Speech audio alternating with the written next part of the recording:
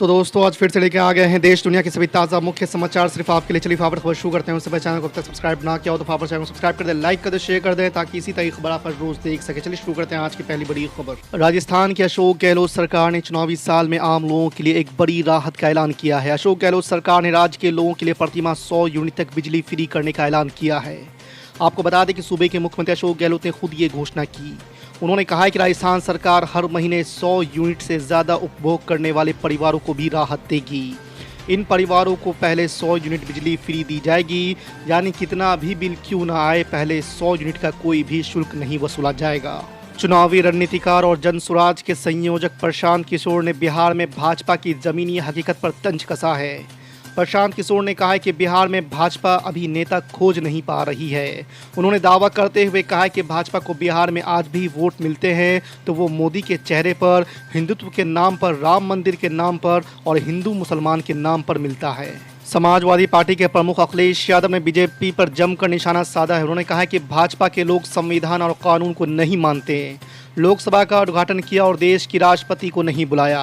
उद्घाटन के दिन ही धरना दे रही बेटियों को जबरन उठा लिया गया। भाजपा बेटी बचाओ बेटी पढ़ाओ का नारा देती है, क्या ऐसे ही बेटी बचेगी और बेटी आगे बढ़ेगी?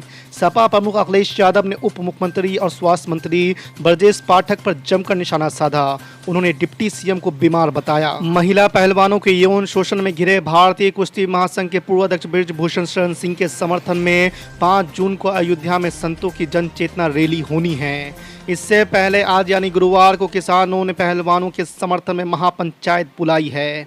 आपको बता दें कि मुजफ्फरनगर में होने वाली महापंचायत में यूपी समेत 5 राज्यों की खापों के प्रतिनिधि शामिल होंगे। आगरा की जामा मस्जिद की सीढ़ियों के नीचे श्री कृष्ण की मूर्ति दबी होने के विवाद में कथावाचक देवकी नंदन ठाकुर द्वारा याचिका दायर की गई थी। बुधवार को सभी पक्षों को अपना जवाब दाखिल करने के लिए बुलाया गया था, लेकिन 2 पक्षों को नोटिस तामील नहीं हुए। कोर्ट ने अब सुनवाई के लिए 11 जुलाई की अगली तारीख नियत की है। इस संबंध में कोर्ट के अमीन पुरातत्व विभाग को 11 जुलाई तक सर्वे रिपोर्ट सौंपे जाने के आदेश दिए गए हैं। ऑल इंडिया मजलिस इत्तेहादुल मुस्लिमीन के प्रमुख असदुद्दीन ओवैसी ने बुधवार को कहा है कि वो केंद्रीय अध्यादेश के खिलाफ लड़ाई में दिल्ली के मुख्यमंत्री अरविंद केजरीवाल का समर्थन नहीं करेंगे, क्योंकि आम आदमी पार्टी के प्रमुख हार्ड हिंदुत्व को फॉलो करते हैं। केजरीवाल राष्ट्रीय राजधानी में सेवाओं के नियंत्रण पर केंद्र के अध्यादेश के खिलाफ विपक्षी नेताओं से समर्थन मांग रहे हैं। एमआईएम प्रमुख असदुद्दीन ओवैसी ने कहा कि केजरीवाल ने अनुच्छेद 370 पर भाजपा का समर्थन क्यों किया, अब वो क्यों रो रहे हैं। मैं केजरीवाल का समर्थन नहीं करने जा रहा हूं, क्योंकि वो सिर्फ नरम हिंदुत्व नहीं बल्कि कट्टर हिंदुत्व को फॉलो करते हैं। कांग्रेस पार्टी की यूपी यूनिट ने पिछले दिनों ऐलान किया था कि वो जातीय जनगणना कराने और ओबीसी आरक्षण बढ़ाने की मांग को लेकर आंदोलन करेगी। कांग्रेस ने ओबीसी यूनिट की मीटिंग में ये ऐलान किया तो उसे अलग अंदाज में देखा गया। इसकी वजह ये थी कि अब तक कांग्रेस इस मसले पर चुप ही रहती थी, लेकिन ओबीसी आरक्षण और जनगणना की मांग से अब कांग्रेस नए तेवर में आती दिख रही है। आपको बता दें कि नरेंद्र मोदी सरकार के सत्ता में आने के बाद से ही राहुल गांधी सूट बूट की सरकार या 2 मित्रों को फायदा देने वाली सरकार कहते रहे हैं। ऑल इंडिया मजलिस इत्तेहादुल मुस्लिमीन के प्रमुख असदुद्दीन ओवैसी ने भाजपा को चीन पर सर्जिकल स्ट्राइक करने की चुनौती दी है। उन्होंने भाजपा के प्रदेश अध्यक्ष बंदी संजय के उस दावे पर पलटवार किया है जिसमें उन्होंने तेलंगाना के पुराने शहर में सर्जिकल स्ट्राइक करने की बात कही थी। आपको बता दें कि एक जनसभा को संबोधित करते हुए बंदी संजय कुमार ने 2020 में कहा था कि सत्तारूढ़ भारतीय राष्ट्र समिति और एमआईएम प्रमुख असदुद्दीन ओवैसी रोहिंग्या, पाकिस्तानी और अफगानिस्तानी मतदाताओं की मदद से जीएचएमसी चुनाव जीतने की कोशिश कर रहे हैं। आपको बता दें कि संगारेड्डी में एक जनसभा को संबोधित करते हुए मंगलवार को एमआईएम प्रमुख असदुद्दीन ओवैसी ने कहा कि वो कहते हैं कि पुराने शहर में सर्जिकल स्ट्राइक की जाएगी, अगर दम है तो चीन पर सर्जिकल स्ट्राइक करके दिखाओ। महाराष्ट्र में शिवसेना यूबीटी के नेता संजय रावत शिंदे फडणवीस सरकार पर लगातार हमलावर है। मंगलवार को भी उन्होंने देवेंद्र फडणवीस पर तंज कसते हुए उन्हें प्रदेश का सबसे असंतुष्ट नेता बता डाला। आपको बता दें कि संजय रावत ने कहा कि फडणवीस महाराष्ट्र के मुख्यमंत्री के रूप में शपथ लेने जा रहे थे, लेकिन उन्हें राजनीति में खुद से जूनियर व्यक्ति के मातहत डिप्टी सीएम बना दिया गया। संजय रावत का बयान ऐसे वक्त में आया है जब एकनाथ शिंदे खेमे में असंतुष्टि का दावा किया जा रहा है। ये दावा शिवसेना के मुखपत्र सामना में किया गया है। पश्चिम बंगाल सरकार के अलग अलग विभागों में अगले 1 साल में 1.25 लाख नए कर्मचारियों की नियुक्ति होगी। मुख्यमंत्री ममता बनर्जी ने मंगलवार को ये घोषणा की। उन्होंने कहा कि यह प्रक्रिया 1-2 महीने में शुरू हो जाएगी। ममता बनर्जी ने कहा कि 2011 के बाद से कई नए प्रोजेक्ट लागू हुए हैं। हम लगभग 1.25 लाख लोगों को रोजगार देने वाले हैं। ममता बनर्जी ने कहा कि हमारा फोकस अब नए रोजगार देने पर है। अगले लोकसभा चुनावों के लिए समाजवादी पार्टी बड़ी तैयारी में जुट गई है। जून से हर जिले में कार्यकर्ता प्रशिक्षण शिविर का आयोजन किया जाएगा। इसमें सपा प्रमुख अखिलेश यादव खुद जाएंगे। आपको बता दें कि पहला शिविर 5-6 जून को लखीमपुर खीरी में आयोजित किया गया है। प्रशिक्षण शिविर में बूथ मैनेजमेंट, वोटर लिस्ट और बूथ कमेटियों पर चर्चा होगी।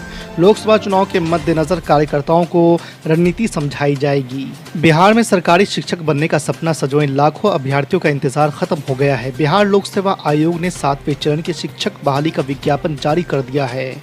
आपको बता दें कि मंगलवार 30 जून को जारी हुए नोटिफिकेशन के मुताबिक बिहार के सरकारी स्कूलों में कक्षा 1 से 12 तक शिक्षकों के कुल 1,70,461 पदों पर भर्ती की जाएगी।